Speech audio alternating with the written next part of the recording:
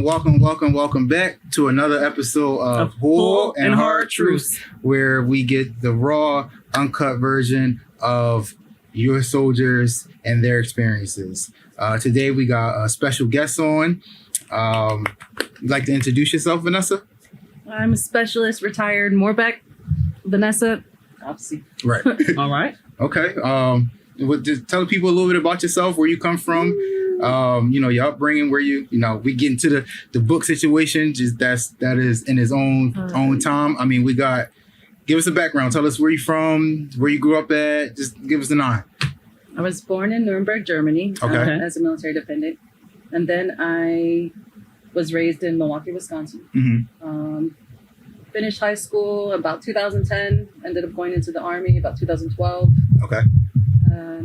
Went to Korea, went to Fort Jackson and basic for AIT because I'm a 42 Alpha Human Resource Specialist. Mm-hmm. And then shot off to Fort Lewis or Joint Base Lewis McChord for about the rest of my career, so like 3-4 years.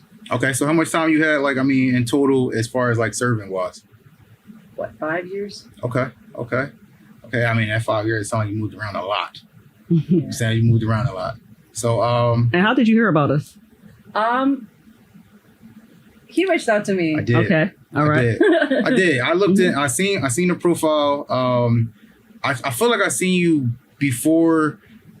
Want to get into a little bit later about when I seen you with the generals, right? Oh, okay, the generals. Yeah, that happened downtown here. Yeah. Yeah. So I wasn't recruiting at the time. So I feel like I think that was around the time that they had the event at the the Comcast building. Okay. Was it that or no? 250th Army birthday celebration. I think they had it at I think they had it at the Comcast building. Maybe. And I was down. It's either that or they had it down on no, it was not Broad Street. It was Market Street. That one was done. Yeah, probably. I think it was somewhere over there. Yeah. So that little Constitutional Convention Center. Yeah. So I was there, and it looked familiar. I'm like, I seen both of them because I talked to them at a recruitment event. Oh, nice. So that's why I was like, this look all too familiar. I didn't know you at the time. I didn't know anything about you receiving an award or anything like that, which I definitely want to get into later because that's an achievement in itself. I got coined by a 4-star general. Right, that's an achievement in itself. That's just for sharing my book and my story. That's what's up. That's crazy. But yeah, I was there and I asked him. I said I want to get back in the service. Hey, help me get back. Help me. The at that time when I was recruiting, when I talked to them, they were very much level-headed. They were down to earth. They were understanding in their position anyway. They actually talk to people. Yes. I think I was an E5 at the time also. Wow. So that's just crazy. I never thought that I would cross paths. Like I said, I looked at your profile and I was like, yo, first of all, the background looked familiar.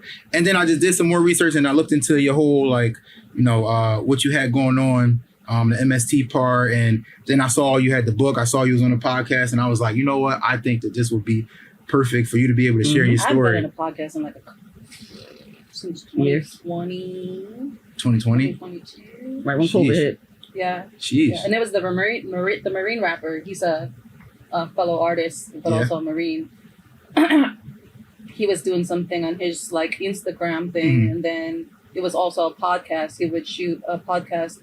But anybody who really came on Instagram, so he would do a podcast a day, and that's the first podcast I was in. Okay. Marine rap was pretty known in our military community as far as making music, just speaking up for the people. Okay.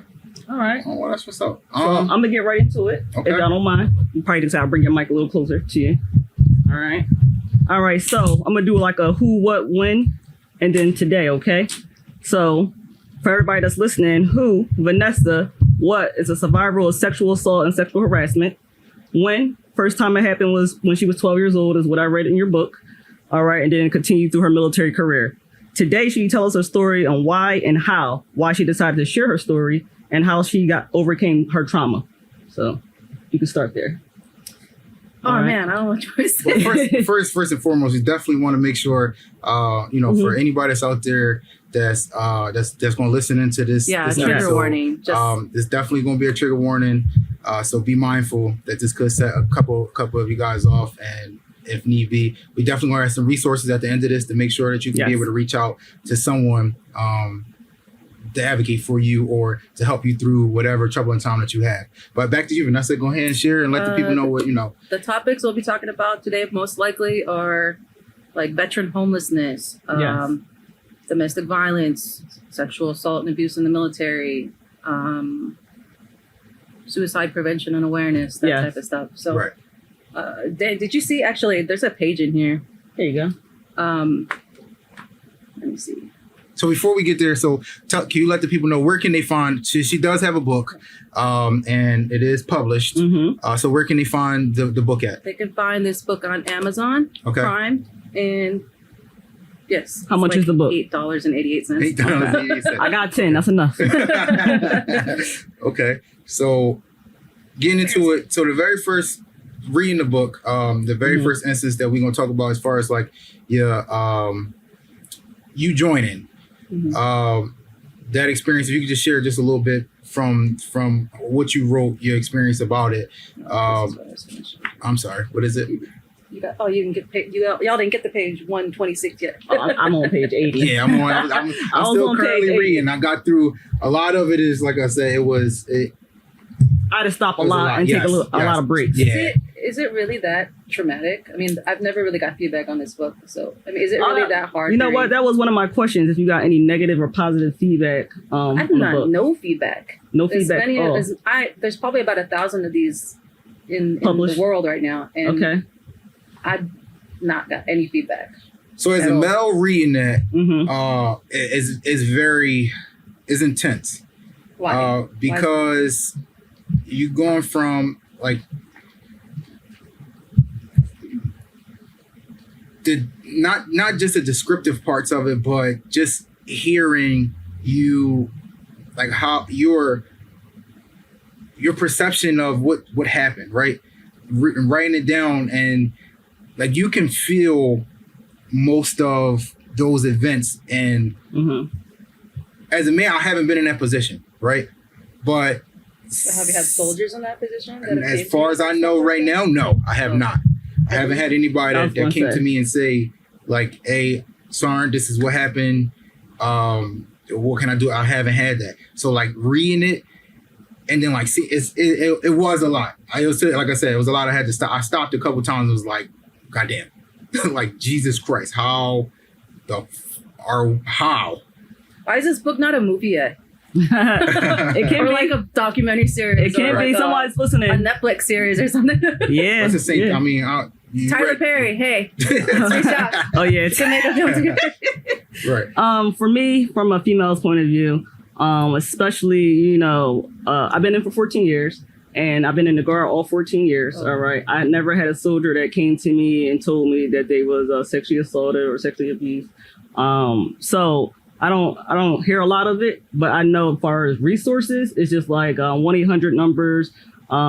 There's not really too many places to go. And so I was happy to pick up your book and read. And it has a lot of information on what people can do if they was ever in the same situation as you. Yes. So that's one thing I really love about the book. I updated it this year. I had to do some research. I utilized ChatGPT as my friend. Right. I had to write some chapters with me and like just go through the resources. And figure out what's the new policy like. I have a really good friend of mine who's a colonel who loves me till this day, and like I would take care of his kid when I was in Korea, and he was my battalion commander at the time. He ended up becoming a colonel and staying in and retiring and still going back to Korea too. So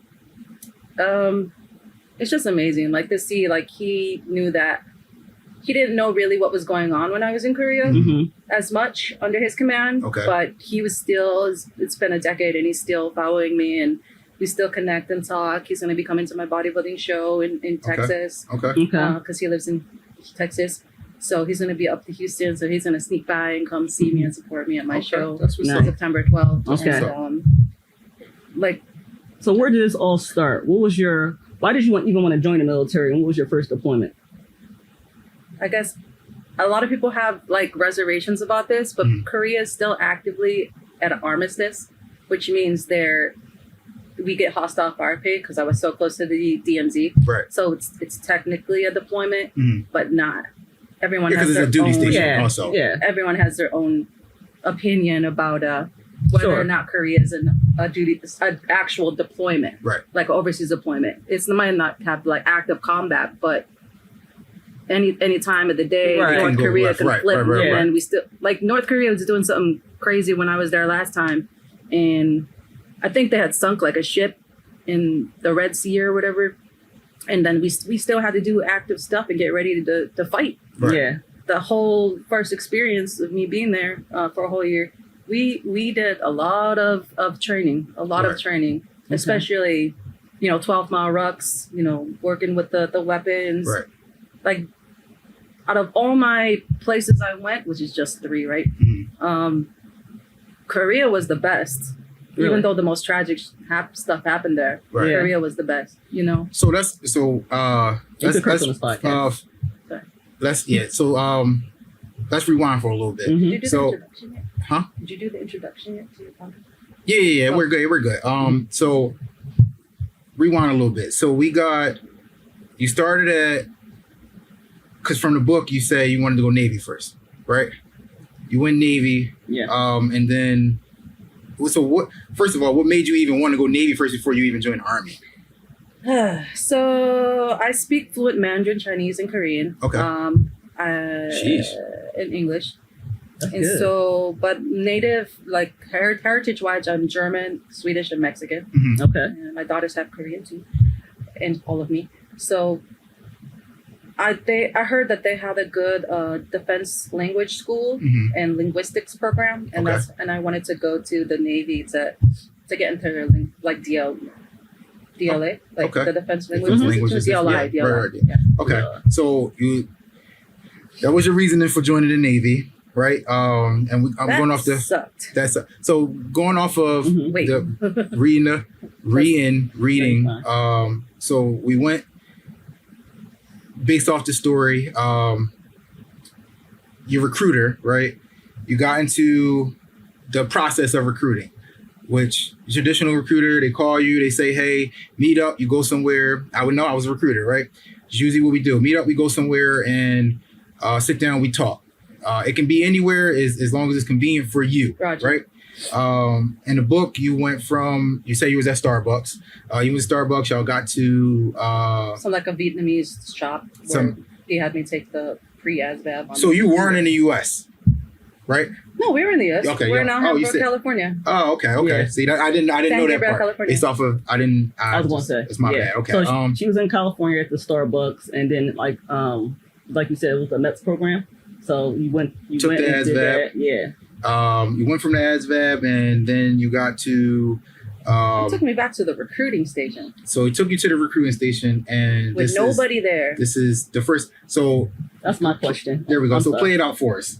Yeah, I was gonna say, did you get like a nervous gut feeling? Like, was that a red flag when you first got there? That was my first impression of walking into a recruiting station. So no. And you know what's the crazy thing is that technically that's normal, because I have recruits, Mhm. right? That 7, 8 o'clock is my schedule, is your schedule, as long as it aligns up, Roger. right? That there's not always necessarily somebody there. It can be one-on-ones with an individual. Now, unfortunately, he was a fucking creep. I'm just gonna say that right now. Excuse my language. But Mhm. we went like anytime any recruiter, you can hit your recruiter up. Your recruit up and say, "Hey, are you available? This is the time I have open," and then we go Mommy, from if you want to. I was and just then- showing you that thing. Oh no, I wanted to hold on Oh, to okay. it. just and then in we case. go from whatever. So now we 25. get from Starbucks. Y'all get back to the recruiting office, and then what walk us through it. We'll walk the viewers not all the way through it, but to an extent. You don't have to be really As in detailed, detail, or if yes. you want to. That's up to you. I guess I should ask like what's okay to say and what's not. Well, no, this is an open. It's published, so Oh, you're yeah, good to go. Okay. So I forget. No, he was Chinese. He Mhm. was an American Navy recruiter. Mhm. Okay. He had to be in his like upper 30s, 40s. He had just had a child. I didn't see a picture of his wife, but I saw a picture of his child on the on the on his screen. desk Right. or something, or like on the screen. And man, it was. I'm getting chills. Like now that I think about it, Okay, so I was looking at the wall of recruits. Right. You know how the wall of like future soldiers, but it's like future Navy people. Most recruiting officers have that. This turd. Now I was wearing like nothing. Like I was 19 years old. I was wearing whatever you a felt like wearing sweatshirt and some sweatpants. Yeah. And I had a ponytail, and I was already in a relationship with my first ex-husband that I was cohabitating with in California at the time, and he pulled my ponytail back while I'm faced away. So he was behind me, like he got up from the desk. I'm looking at the wall of recruits, like no, like cool. What's this? Yeah, you know, pulls my ponytail back and takes his hands and ropes it around my chest, and like has me fall, like pulls it back enough for me to fall onto him. And I said, and in that moment, obviously, you was frightened, scared. Right. Because no, you're like, you didn't know what was happening. I just didn't know what was happening. I've never been assaulted as an adult before, so I didn't know what to expect. Like, it sounds weird. It sounds like, well, okay, you watch TV or you do this or you do that. Everyone's life is different. I was pretty sheltered, so I didn't really know what sexual assault, rape, sexual harassment was. Right. So how am I supposed to know? Right. Even when it started happening in the military, I didn't know. It really didn't click till like 2 or 3, 4 incidents later. Okay, you just like know this is it was not wrong. right. Yeah. Right. So he pulled me into this room. Maybe performed some stuff that we didn't want to do, and then what the red flag was? It wasn't the incident. It was when I got into the car, and then he called me and texted me. No, he took me home. He said, "You're never to speak about this again." And then he called me on my phone when I got home, and I was next to my boyfriend at the time. It's like, don't mention what we said today. Don't mention what we did. Blah blah blah blah blah blah blah. Right. So, oh, that's a red flag. I told my partner about it. He wasn't very cooperative or supportive at all. I'm like, okay, you know, we were already having troubles in our relationship then anyway, you know. So, yeah. Yeah. So in that moment, obviously, like you said, when he dropped you off back at home, you just felt like you already knew it was wrong. Anyone that tells you don't say or speak a word of it, obviously that means that's a red flag. That was a red flag for me. Okay. That was a red flag. All right. At the time, it wasn't, but now hindsight, that's a red flag. Right. So how? I'm like, what? And did you report it right away? In your book, I think it said it took a few days for you to report it. Yeah. So I didn't know how to report it. I reported it to the. I didn't even know they actually really did an investigation on it because I reported it to the police department. Okay. I reported it to my college, then I reported to the sheriff department on my college, and then I reported to the police station. Anybody by that time, in? they freaking moved him, and he stonewalled the entire investigation. I heard. Sheesh. Yeah, I read that. So there could. And I didn't find out he stonewalled it till like a couple of years ago. I'm like, oh, okay, sure. That's it. That's unfortunately that is. So let's define horrible. Stonewall for them, for people who don't know. Yeah, go ahead. Like basically, he stayed silent and he didn't give them the information they needed, and just kept like he wasn't cooperative with it. So like, I guess literally what a stonewall is, like you're just silent, just uncooperative. Being in the military, all the way up until this point, when situations like this happen, normally what they do is they remove the person so that the victim can still feel comfortable in the unit. So normally they just pick them up and just move them to whatever else unit or another unit or wherever else. But that's not enough for some victims. You know? I wasn't in the service yet. I was just trying to enjoy. You were just right. I'm just letting them know that what happens once you're in the service and what normally takes place. Like nowadays. That's back when I was in. As I told you, I had this. Not I told you, but I was on Korea for a whole year. Didn't get a compassionate reassignment. This is 2012, 2013. September to September, and I had to stay on that base with all 5 perpetrators, Korean soldiers and American soldiers. They couldn't do nothing where they can get them removed, switched. So all right, so we got. My next thing is like, how did you? Different assaults on one base. Don't you think like the OGI would be like the commander of the entire Korea would be like interested in the case or something? So now my thing is, as far as my name appears on a blog somewhere, like okay, this person. How did you find the strength after this is your first interaction with the service? Right. How did you get the strength to say, well, you know what, I want to join the army now? I just said, fuck this. I'm going to the army. So you said, yeah, I don't want to go with no. This out. You No, it's fine. No, you're fine. No, you're fine. You're fine. I was just like, fuck this. The army's recruiting station was like right next door. I'm like, right. Do. And listen, I didn't even know my stepdad was in the army. I didn't know my dad was in the army at the time. I didn't know my grandpa was served in the army. Right. I didn't know any of my family was in the military until I joined the military. Right. Then I'm like, oh, y'all joined too? Read in Tell your me book, you're the first female. So am I. Yeah. Yep, first female in the military in my family. So my mom has 7 kids. I'm the only one that joined the service. Okay, right, so we get to, so now walk us through. So you get to your recruiting office. You got your army recruiter. He gets you in, right? I told them too. I told them what happened at the Navy station. Okay. And what did they say? What did they do? They didn't really have any type of response at all. because there's not much that you can, like, as a soldier, the most you can do is report it. Well, then like, I would just say, hey, I tried to join the Navy. This happened. Let me join the Army. right. I wanted to join the Marine Corps, but I went to all the branches, and then I took the ASVAB. I got like a 40. Except the Air Force. I got a 42 or something. Okay. And then, obviously, I didn't know back at the time, that wouldn't have cut it for certain branches. So yeah. And then I had tattoos, so I couldn't join the Marine Corps because they couldn't have tattoos back then. Yeah. So, Here you are. You in the Army. You got into the Army. Now walk us through that first I love the Army. Active duty station. You went to, not active duty, sorry. Now you get the basic training. Right. I'm just following the verbiage from your book, because that's what the lineage is going to be for the viewers, right? Mm-hmm. Roger. So now you get to Relaxing Jackson, so they call it, right? And tell us the experience as the young Vanessa getting into there. Like everybody, you get on this like white bus. You have to be at the airport by certain times. You do all your processing. You raise your hand. You do the oath before you ship off, and just funny story about that, which I don't talk about in the book yet. But so this is a side story. My mom had gotten into a bad relationship with this immigrant, and she deported him back to Mexico. She had 2 kids with him. Then her dumbass decides to go to Mexico too. They steal her passport. They start beating her up. They pour water on her. When she came back, I used me getting into the military to spawn this whole investigation at like 18, 19 years old to get the FBI and the military to get her back, extradited back to the United States. All right. And she popped up the day I had to go into the Army. Oh, that's dope. Well, in a sense, that's dope. But you was able to use your resource to get her back, because God knows what else could have happened while she was there. Do you have a close relationship with your mom? No. Okay. Yeah. No. I mean, right now she's dying of liver cirrhosis. She has stage 4 liver cirrhosis, and in hospice, but not in hospice, but at home, like comfort care at home. She's still drinking away, chugging a looking.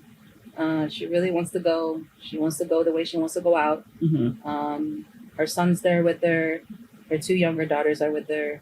I try to give her the grace of at least accepting that, she had a difficult time growing up, and that's why she treated me different. That's why she was more abusive with me growing up than the other kids.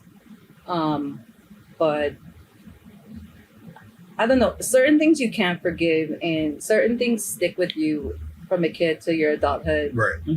And I don't want my daughter to go through any of that, and I don't want her to, I guess, grow up to have a fucked up mental health state because of something that she went through in childhood. And so I so strongly, as much as I love my mom, as much as I'm grateful she gave life to me, as much as I know she had similar circumstances that I did, and she believes that I understand her the most, especially in a spiritual aspect, because we believe in certain things.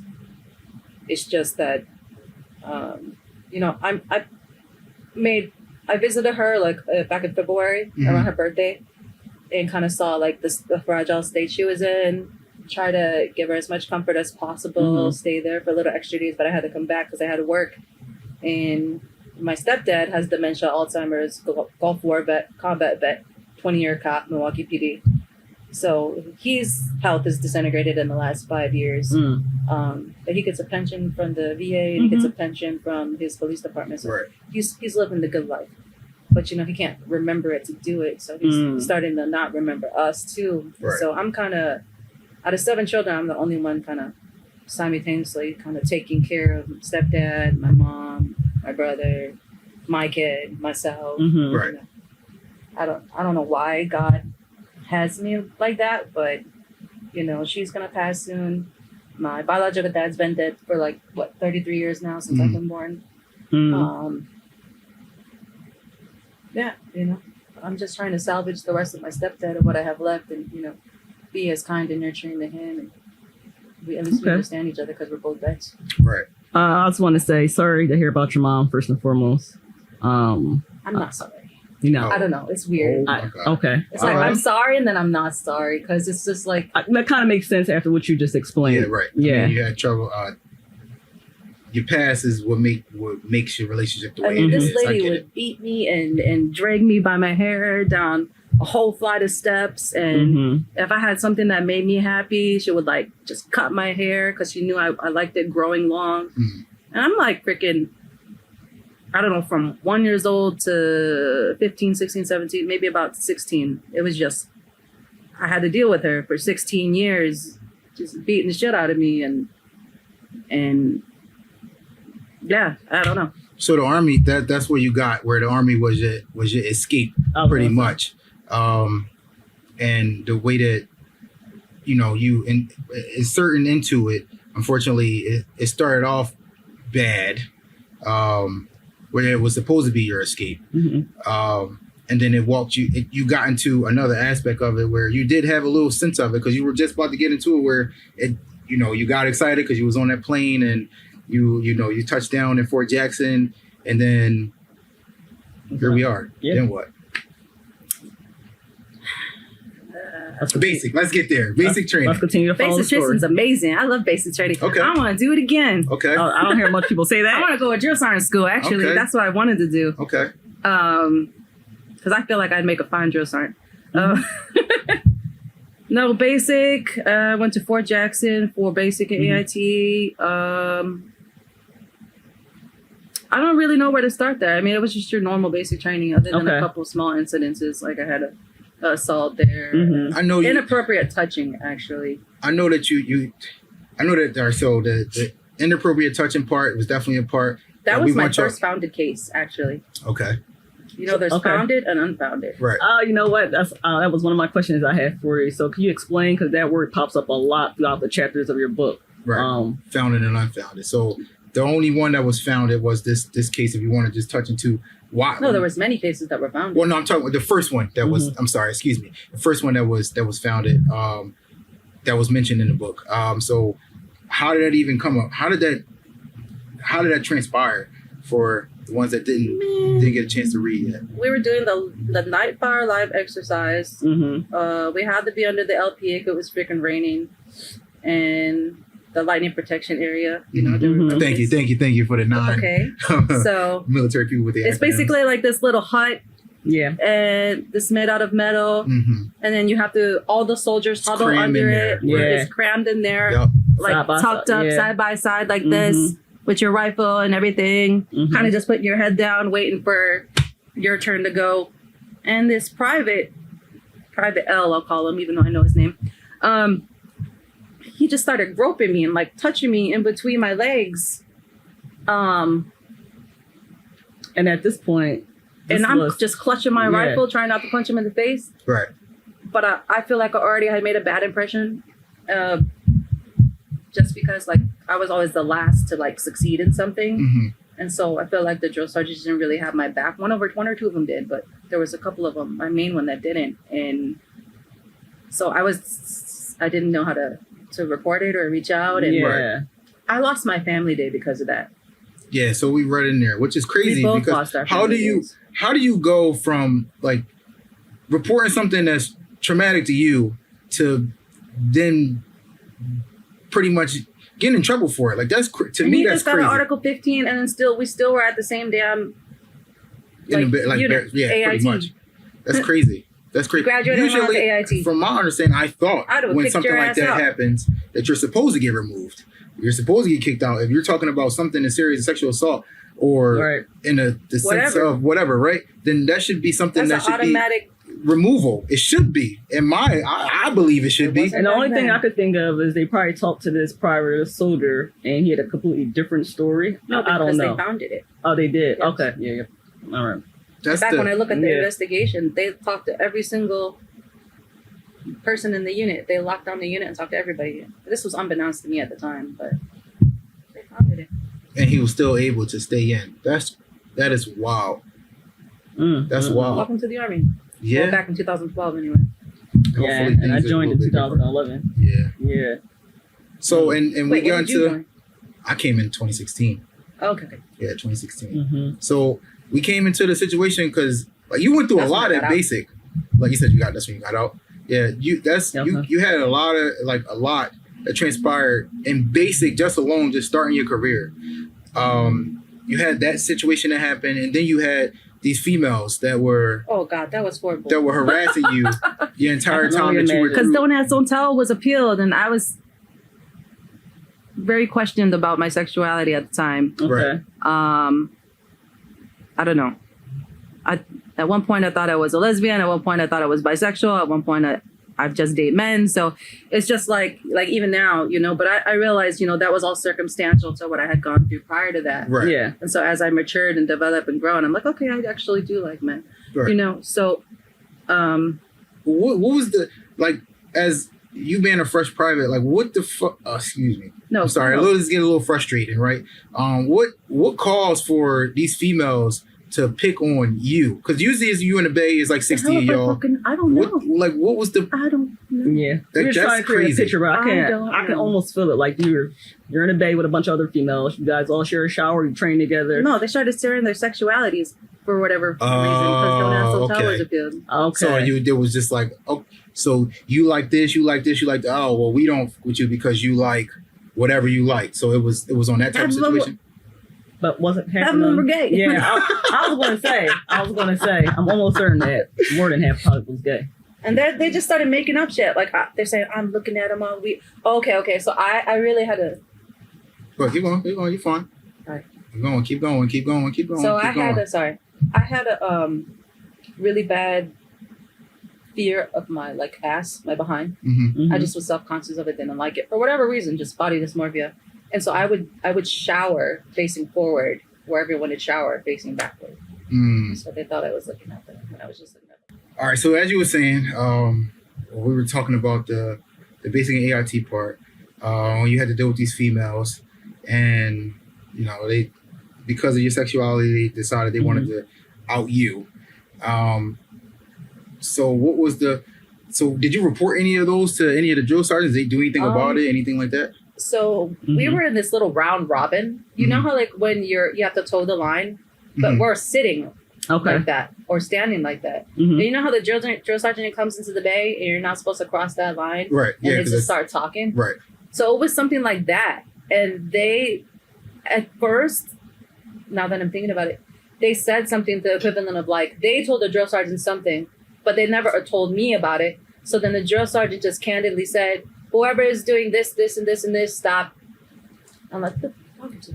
And then it started happening again, where this stuff kept coming up. And then the drill sergeant pulled me aside, and I'm like, what the fuck? She's coming to me about all these concerns. I'm like, what are you talking about? And then they isolated me. I couldn't take a shower I felt like a prisoner, basically. I couldn't take a shower. I had to take a shower by myself. I couldn't take a shower in the bays. Every single little thing you think I could do, I had to do by myself. Just for based off of 2 or rumors. 3 months, just because of whatever those women were saying. That's crazy. Yeah. That's crazy.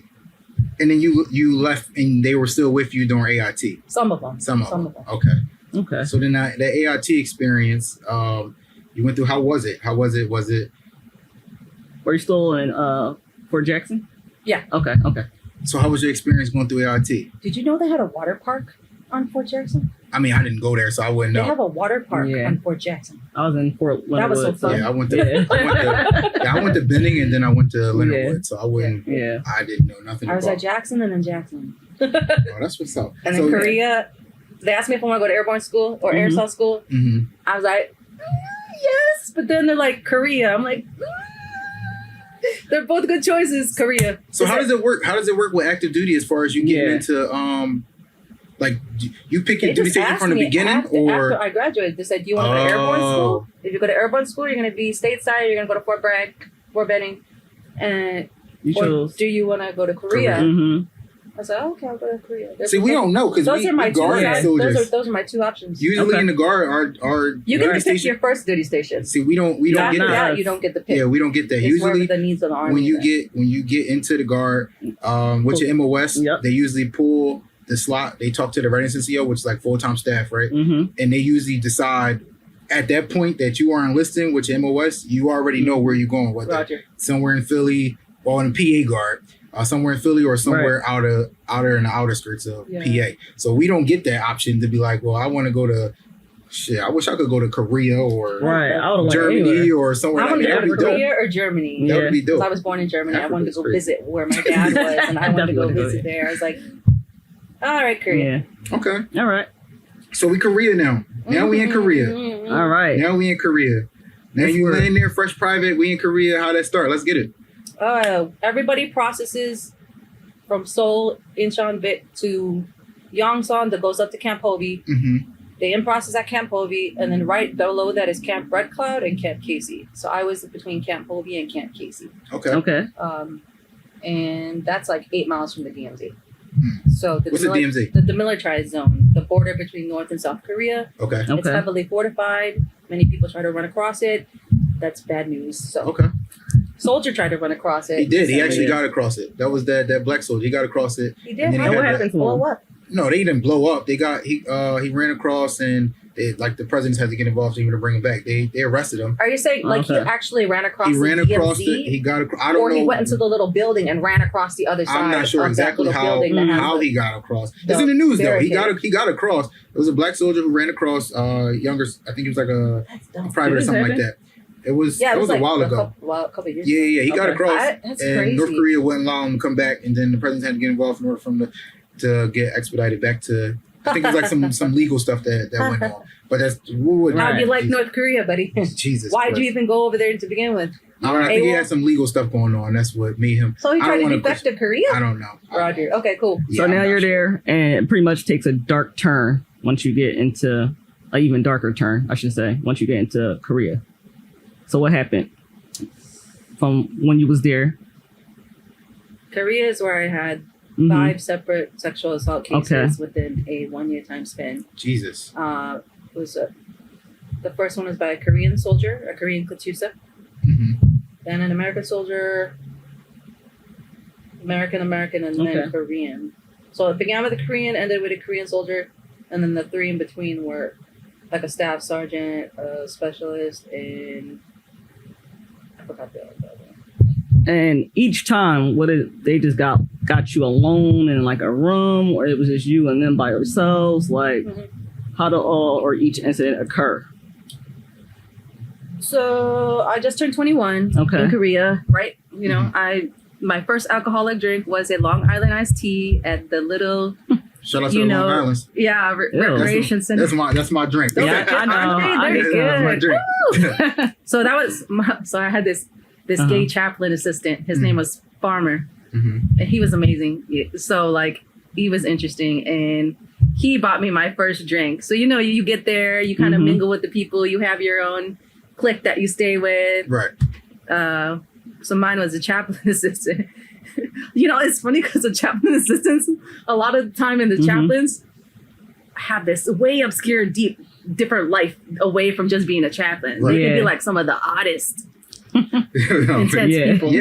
So not anything to it. It was amazing, but it was interesting. I'm like, you're a chaplain assistant, but you're gay and you're doing all this stuff, and like you're doing this, and this, and then like he's like, hey girls.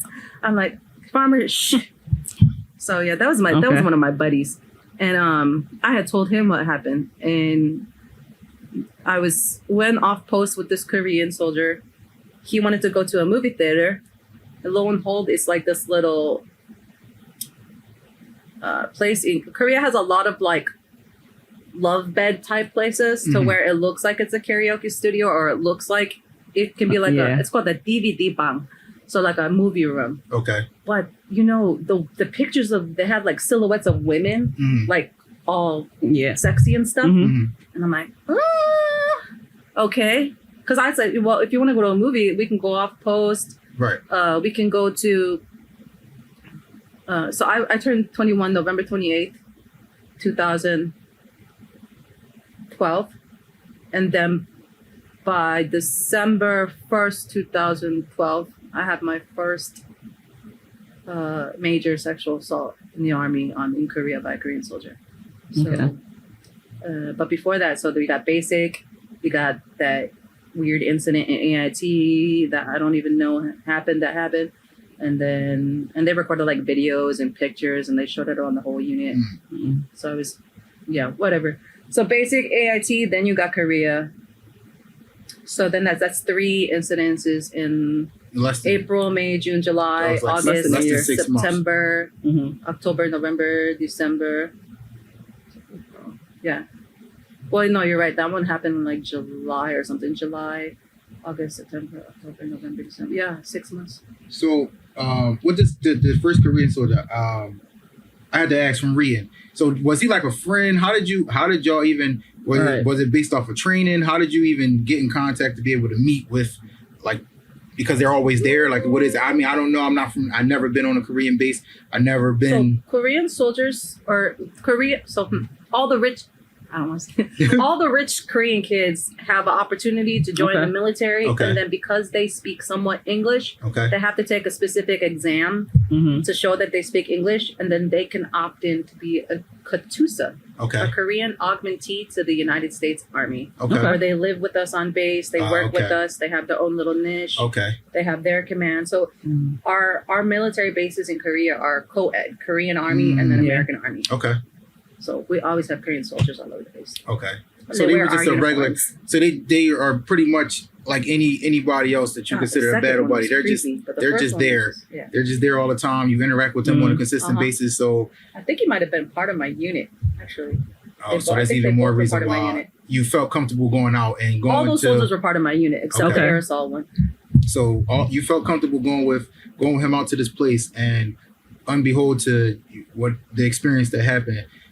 You went to this place and y'all were supposed to see a movie, and then guess what movie we were watching? What? Act of Valor. Act of Valor. Imagine getting assaulted the Act of Valor. Right. That's crazy. And I wasn't even watching them. I was trying to just watch the movie while this was happening to distract myself. And by the time I looked at the timer, it was like an hour and 21 minutes left of the movie, or like 21, something like that. How do you said like time a 2-hour movie? Yeah. How do you like walk? How you walk out of that and then just like how I didn't know after? what the fuck to do. I didn't speak fluent Korean at the time. Right. So here I am, away from home, just turned 21, just had my first drink, went out with this Korean dude to get coffee at the Korean Dunkin' Donuts equivalent, and then freaking this movie bung, DVD bung place. And this dude just starts doing a lot of stuff, assaulting me. So I left there, went downstairs, acted like everything was normal. We both got in a taxi cab, went back to base. Never talked to him after that. Did you report it right away? I did, and that was my first mistake. Because once you reported, it kind of just followed you. Okay. So why you feel like that was a mistake? The mistake. Because if I didn't say anything, or if I knew what the right way to do it was, like if I knew who the right people to talk to through it, instead of telling my NCO, I should have told like police, medical staff, the chaplain, sexual harassment, assault response preventative, victim advocate. But I think I told my NCO, and or maybe I didn't tell my NCO what that was. It was the second one. But anyway, I told my NCO. I told somebody, and then I had reported it to CID.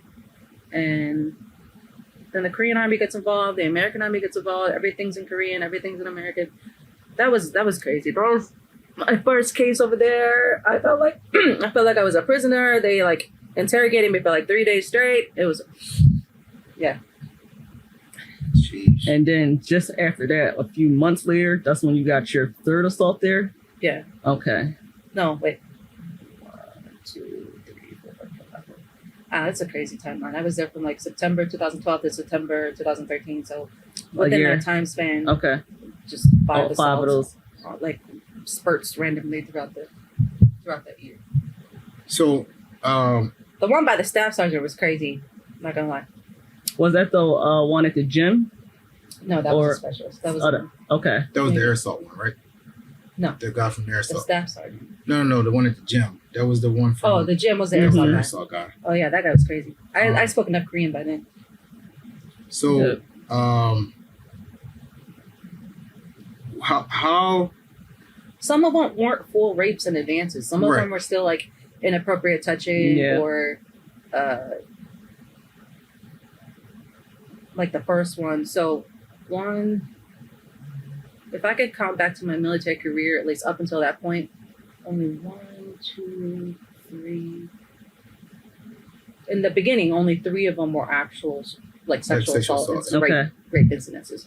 The other 2 were just like inappropriate touching. even, which still counts in the eyes of the military. Mm-hmm. You know, even sexual harassment counts. Mm-hmm. Verbiage counts. Saying the wrong things technically counts. So that's how they preach it to us: is watch what you say, watch what you do, because if the wrong person hears, or not the wrong person, but if somebody hears it and they want to, report you to as a sharp case, then that can happen. So that's how they preach it to us. Now, in your case, I mean, you had multiple incidents where you were either touched inappropriately or something actually happened. And like your leadership, like where was the leadership in this time period where somebody was like, well, you know what, I need to change this girl's perspective, change her whole dynamic, change her whole environment. Where were they at the time in any of these situations? They didn't care. I was going to say, after reading... And I had all women in the S1 shop. Oh, wow. Man. I had all women in the S1 shop. Did you have anybody to talk to? Any friends to go to? Anybody? Okay. No. Nobody? Because that happened, everybody told everybody, and I was outcasted the entire year. Okay. All right. I had one staff sergeant that like came in like at the middle of my tour. Okay. And then I still talk to her today too.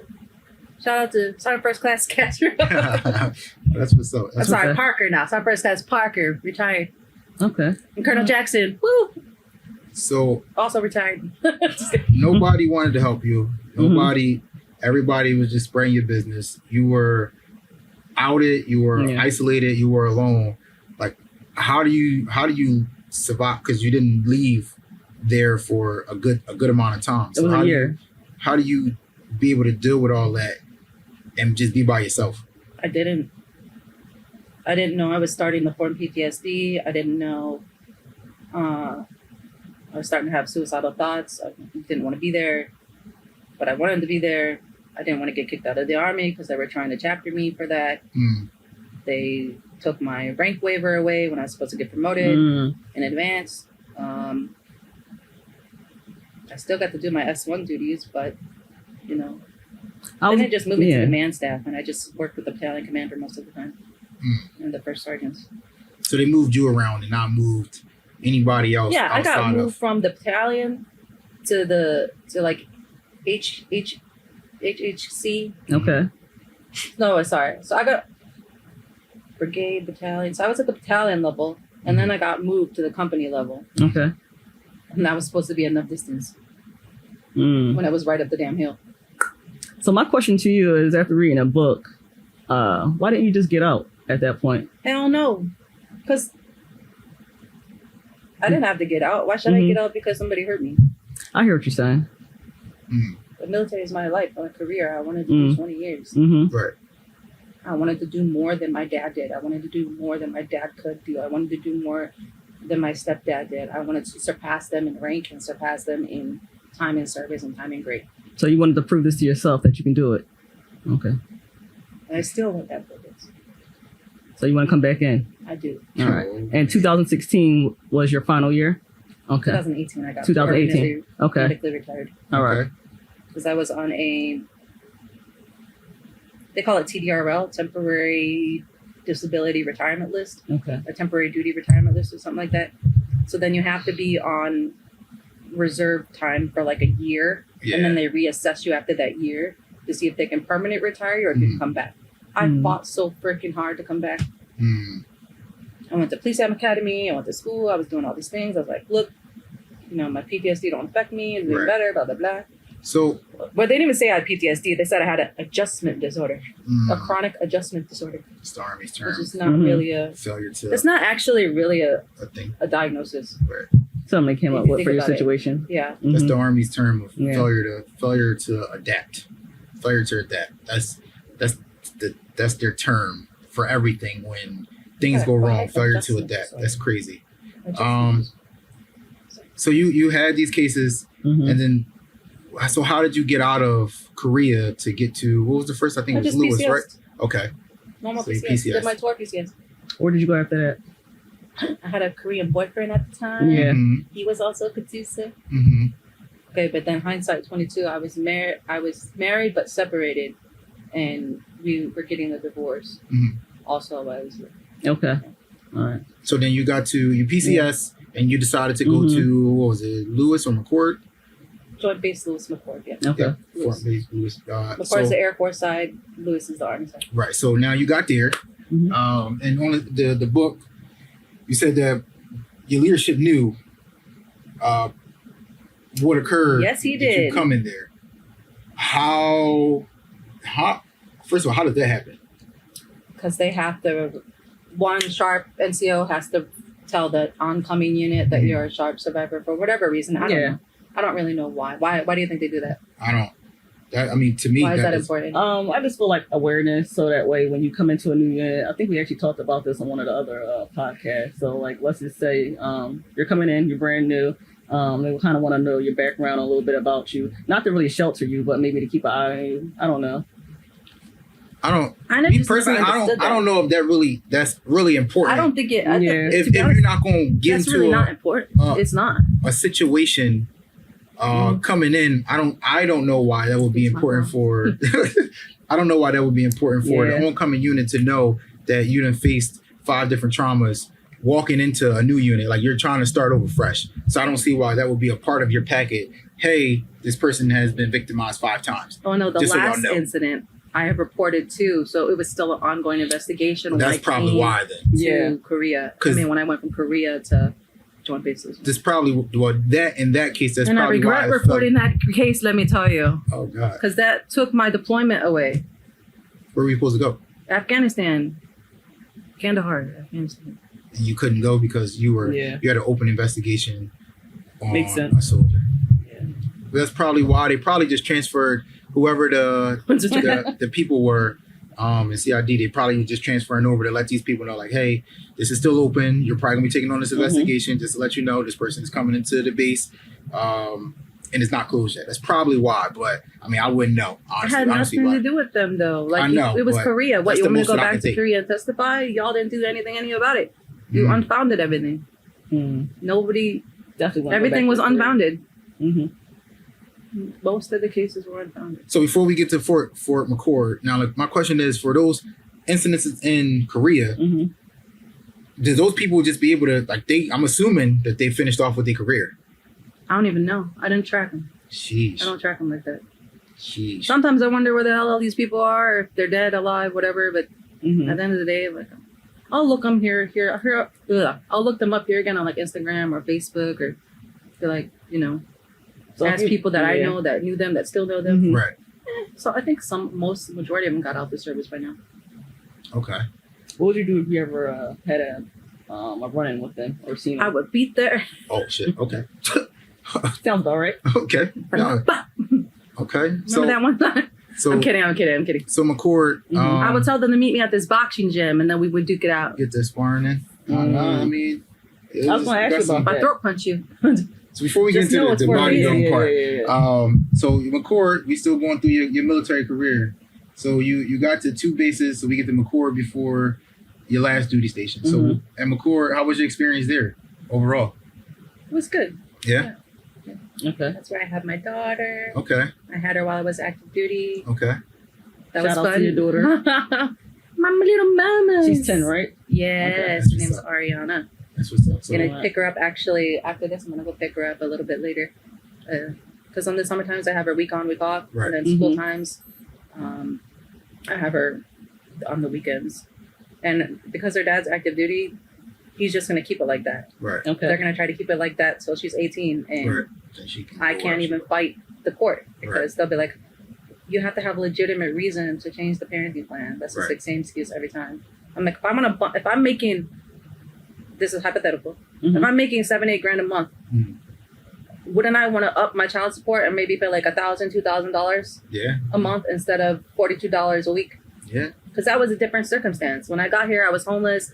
I didn't have anything. I didn't have a job. I didn't have nothing like that. I was going through different veteran shelters, trying to get my housing, was in the HUD-VASH program for a while.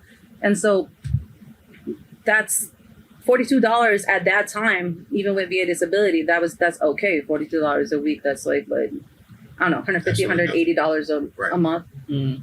Obviously, I have a part-time job now and I get VA disability, so I can bump that up to like $1,000. No. But then at the same time, you're going to question me and say, well, you pay this amount. That's not enough to take care of a child. It's like I offered to give you more. Mm-hmm. I went to court to change it to bump it up to $500 or $1,000 or whatever you're comfortable with. Right. Yeah, that's not a sacrifice to me. Nah. If you need it, that's what my daughter needs. Correct. Now, does your daughter know anything about what happened to you? She does. She's actually read parts of my book because the book is for her. Right. The book is for her. I'm pretty sure she had questions. What's some of the questions she asked you? I don't think her child mind can really comprehend it a little Yeah. bit. I told her not to read the cases itself. Just if she wants to look at the pictures and like read other stuff, she can. So we're gonna move forward past some life. So in 2020, I had an incident with suicide or medicated suicide, where they had gave me like 9 different types of psychiatric meds at this VA establishment or civilian establishment. Well, almost said Wellbutrin. It was called Wellbutrin's a type of psychiatric medicine.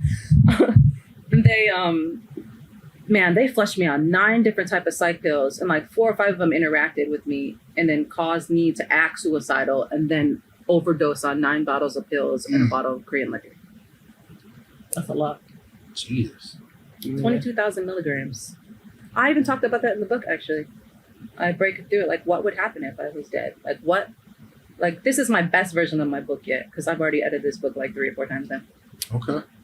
That's the 2025 version. I So put so much more thought and so much more depth into it. than the previous versions of it.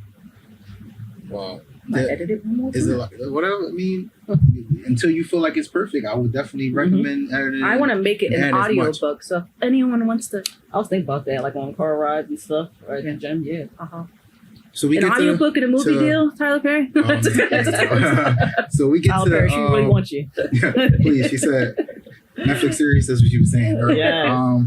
So we get to you had a one good experience at a base. You got to at least enjoy the Army a little bit at Fort McCord, right? Mhm. Yeah. And did anything occur while you were there that was noticeable? Do you had leadership that supportive, unsupportive, or had you overdid the circumstance? Because it got the I had note. 10 more sexual assaults after 10? Lewis McCord. Oh my God. By the time I got to the Army, I had 15 cases I of was gonna sexual ask you. abuse. I saw the number 15 15 and cases. I saw that. I- 15. Man. God. So far we only talked about. So you didn't even get a chance to. I enjoyed the Army, 100%. How can you say that after everything that you've been through? I love the Army. I would go back right now if they took me. I really would. Okay. Because it's not those people that hurt me that make a difference. What It's the Army that makes a difference. It's the camaraderie. It's the feeling like I have a bigger purpose than what I'm here for. It's knowing I'm 33 now and have a bigger, more life experience. If I would have went in the military with life experience instead of just joining right away at 19, I probably would have been able to know what to say, what not to say, and kind of gauge my career when stuff happens. But Right. because I didn't have no life experience, I just went in. That was the result of it. Okay. So your military time was From like 19 to 25. I don't want to get the viewers too much of your book because the point is that we want them to be able to read it. What questions do you guys have? We want them to be able to read the book and get the full glimpse of it, of your experience throughout the Army. We definitely want to be able to shine light on how you grew from all these experiences, because what you got going on now. My biggest question that I have with the book, with reading it, was your interactions in between these. Because I mean, I don't know anybody else to read it outside of you, but you said there's 1,000 copies that's out there. Like the interactions that gained up to this point, right? To the point where these situations happen. Like, to be able to share that, why wasn't that put inside of the book? Because some people wouldn't need that. Like myself, reading the book, I'm reading and I got the incidents that happened.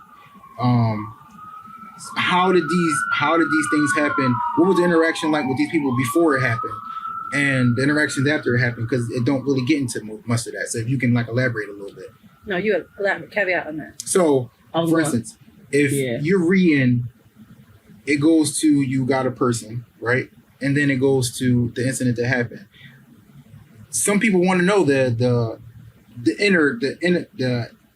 word I'm looking for, the middle part of it, if that makes sense. How you led up to getting to this point, like the relationship between these people. Your relationship. If you had a relationship with these people, if the conversations in between. Maybe I must have missed that part.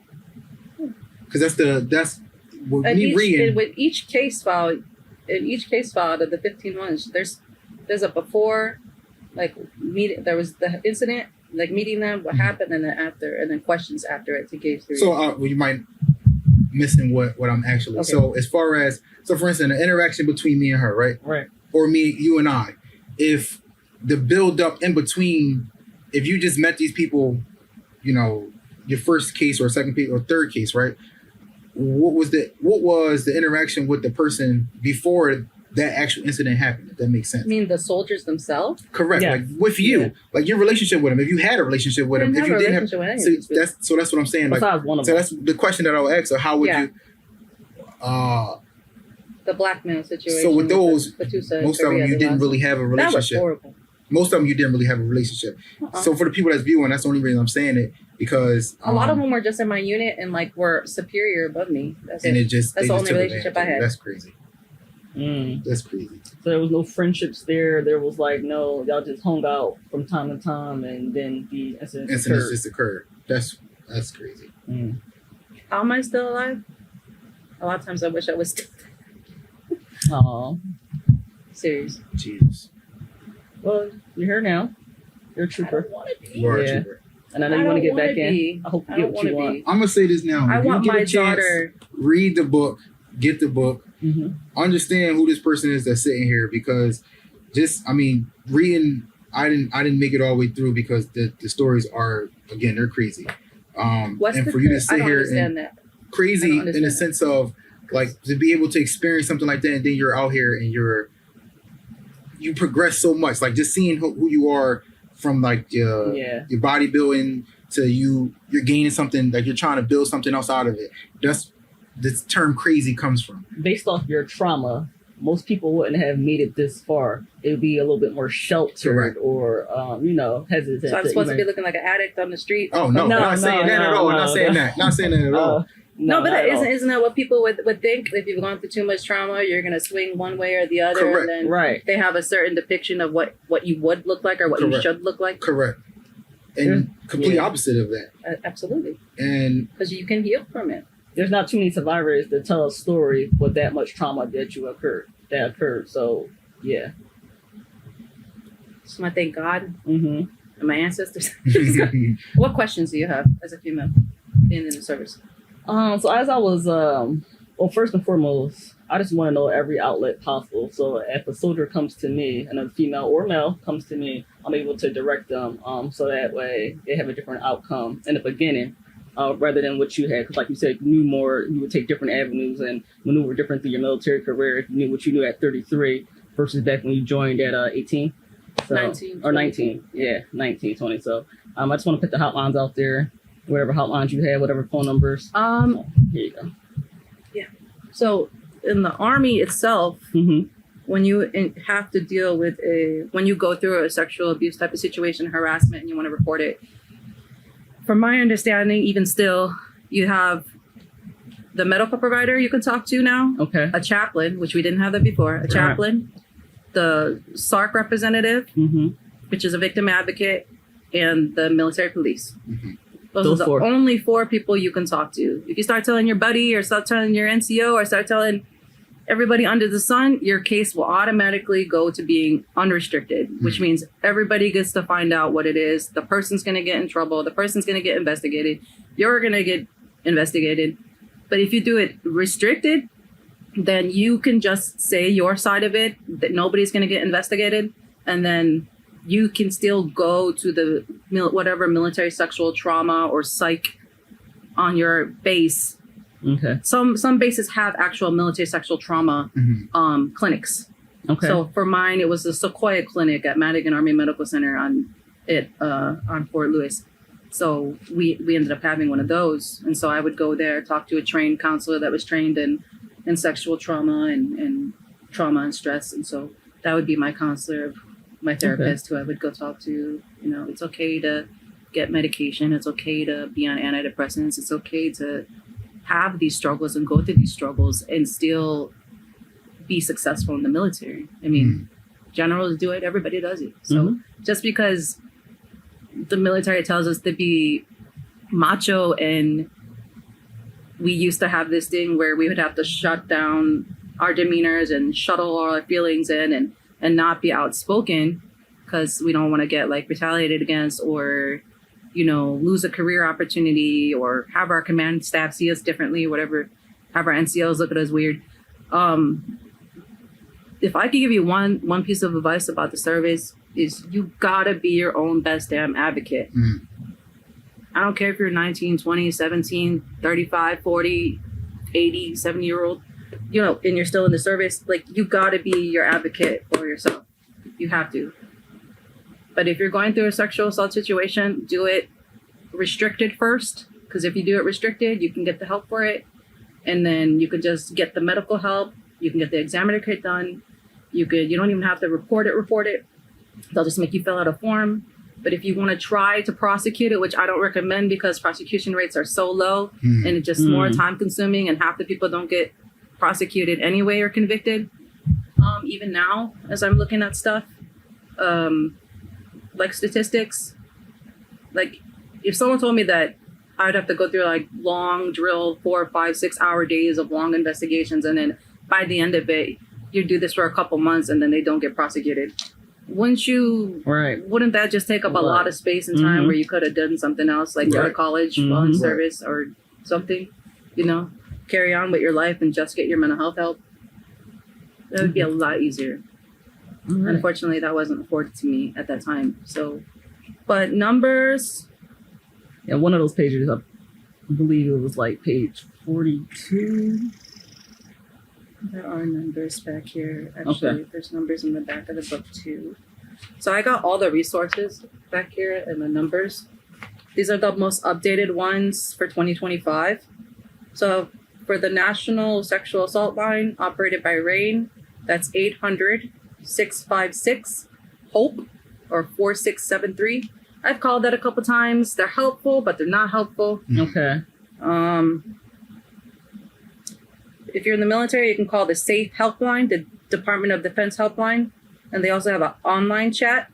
Okay. The one that I think is most beneficial here is the Veteran Crisis Line, because it's support for veterans and active duty service members experiencing crises, and you either dial 988 on your phone or call 800-273-8255 and press 1. That's the Veteran Crisis Line.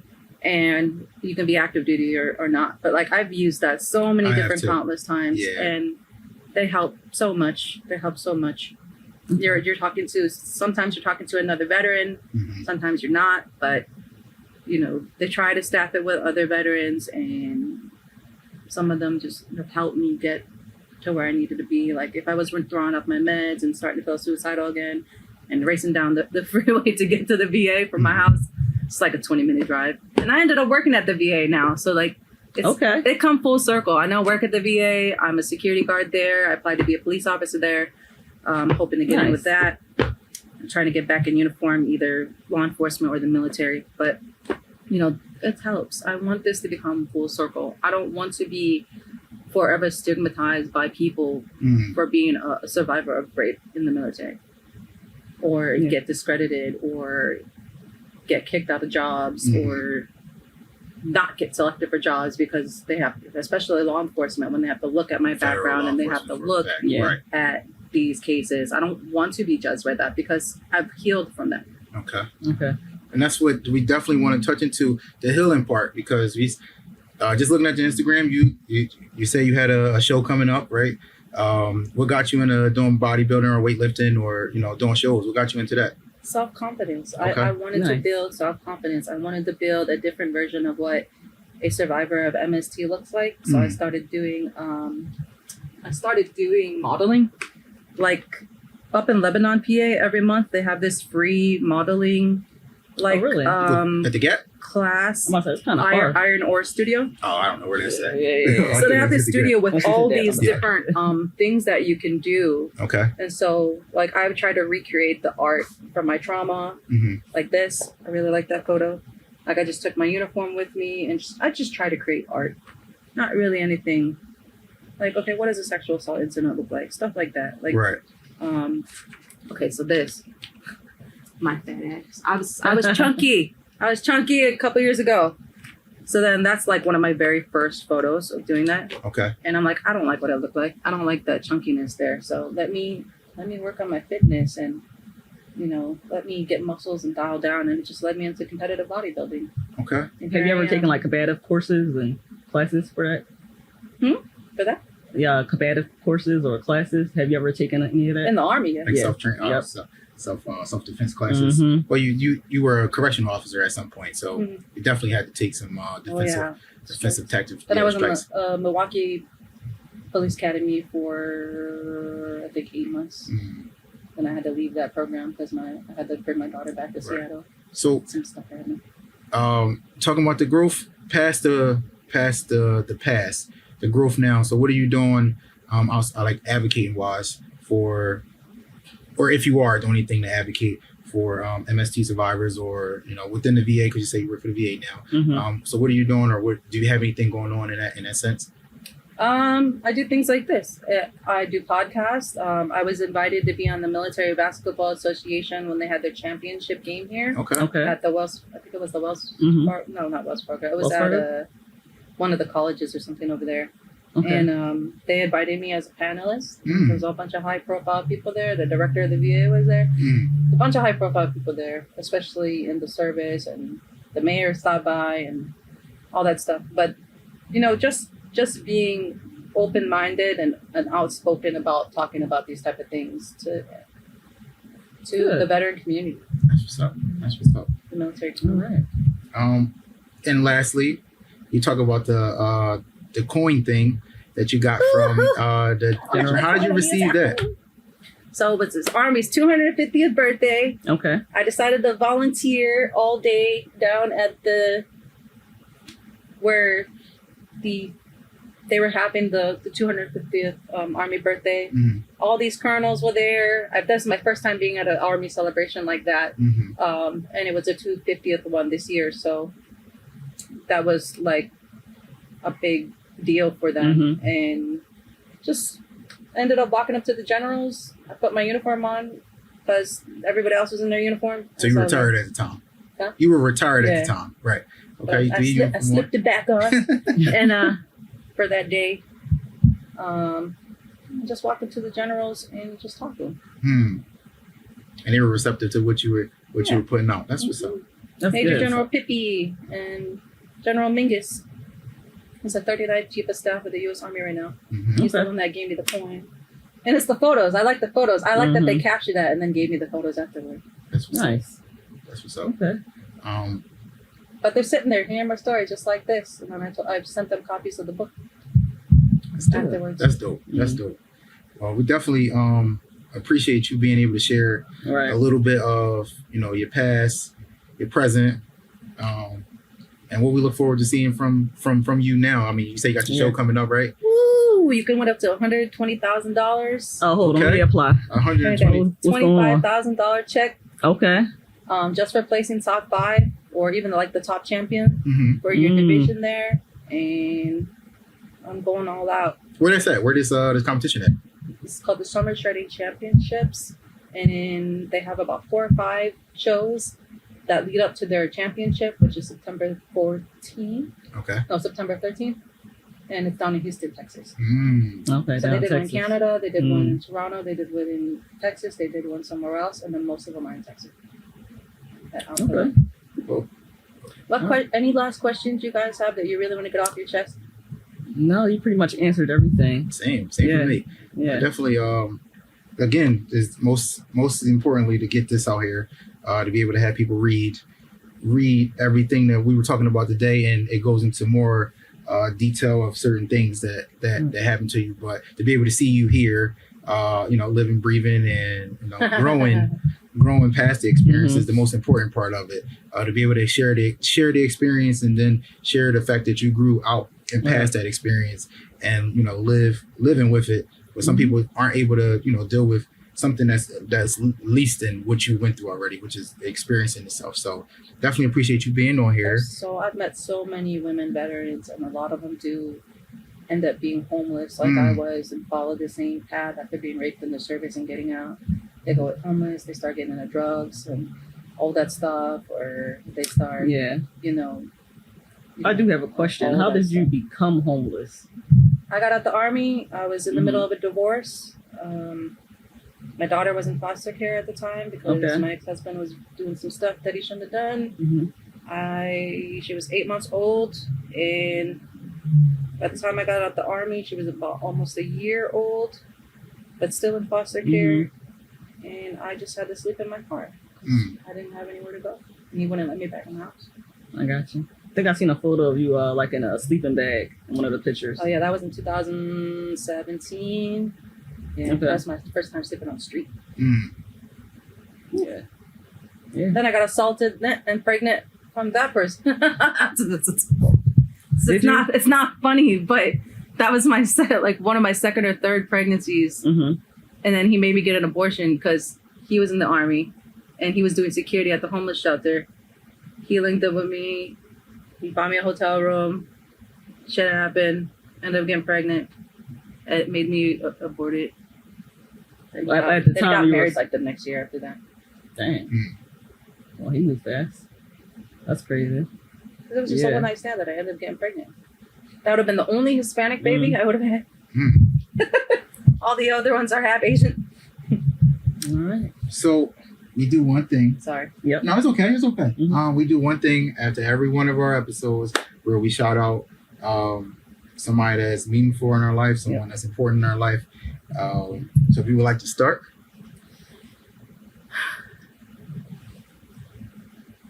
I know the world thinks I'm crazy with this, but I would really like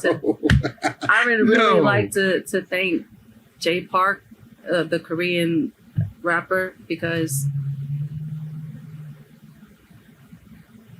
he knows, me and him know what we've been through, but the rest of the world doesn't. So the rest of the world doesn't know our interactions that we've had. And I was getting out the Army. 5 days after that, I wanted to kill myself. Went to my concert. I went to his concert in my uniform like a dumbass. I'm like, after this, I'm just gonna fucking crash my car somewhere. I'm gonna kill myself. And it was 5 days after I got off active duty with those type of thoughts in my head. I went to his concert. Being the Army soldier that I am, I organized his lines like 24 hours in advance. Here's a VIP, here's VVIP, here's general admission.